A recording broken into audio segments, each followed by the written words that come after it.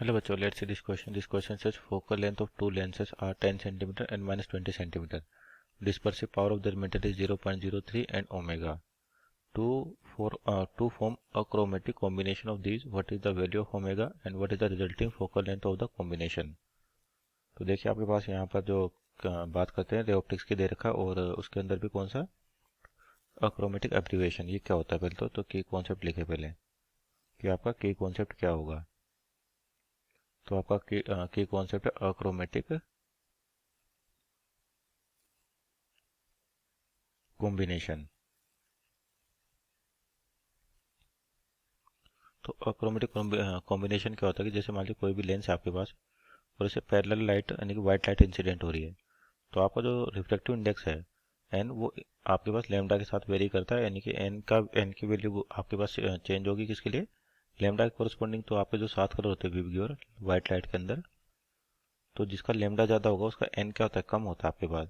तो उसकी वजह से क्या होगा, जैसे यहाँ से हम मूव करें अपन तो लेमडा की वैल्यू क्या होगी, बढ़ेगी, तो एन की वैल्यू घटेगी। इसका मतलब वॉयलेट के लिए जो रिफ्लेक्टिव इंडेक्स एन है ये ज़्यादा होगा किससे, रेड के कंपैरिजन में। और जो आपका फोकस होता है लेंस के लिए 1/f ये होता है n-1, यानी कि सिंपल कर एन लेंस भी कह सकते हैं इसको 1/r1 माइनस 1/r2।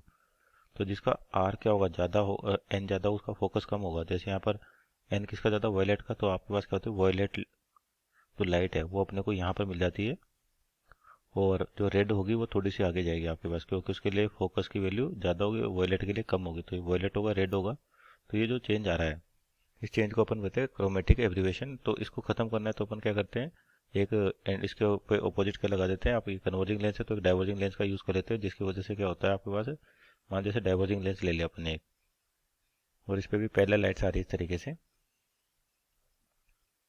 तो ये भी क्या होगा, गुजरने के बाद फोकस से पास करेंगे तो वॉयलेट का फोकस आएगा और फिर रेड का फोकस आएगा आपके पास। तो ये दोनों को मिला के आपके पास जो डिफरेंस आ रहा है ये कैंसिल आउट हो जाता है। तो जो आपके पास स्पेस आती वैल्यू चेंज हो जाएगी, तो इसका मतलब आपके पास ये कहलाता है अक्रोमेटिक कॉम्बिनेशन। तो इसके लिए जो रिजल्ट होता है ये होता है ω1f1 प्लस ω2f2 शुड भी इक्वल टू क्या होना चाहिए, 0। तो आपको पहले फोकल लेंथ दे रखी है और ओमेगा भी दे रखा है 0.03 और फोकल लेंथ कितनी 10 सेंटीमीटर। दूसरे के लिए ओमेगा दे रखा है, फोकल लेंथ है माइनस का 20 इक्वल टू 0। तो यहाँ से 0.03 डिवाइड बाई 10 इक्वल टू कितना हो जाएगा, ω/20। तो आपका जो ओमेगा हो जाएगा यहाँ से 0.06, यानी कि दूसरे लेंस की डिस्पर्सिव पावर आएगी 0.06। और अपने को अब क्या चाहिए, इक्विवेलेंट फोकल लेंथ भी चाहिए आपके पास। तो यानी कि पहले की फोकस कितनी 10, दूसरे की 20, तो इक्विवेलेंट फोकस क्या होता है आपके पास 1/fe equal to 1/f1 plus 1/f2। तो हो जाएगा 1/10 और माइनस का 1/20। तो एलसीएम आएगा आपके पास यहाँ पे 20, तो हो जाएगा 2 - 1 यानी कि 1/20। तो इक्विवेलेंट फोकस जो आ जाएगा आपके पास ये आ जाएगा 20 सेंटीमीटर। तो यानी कि पॉजिटिव आ रहा है आपके पास ये।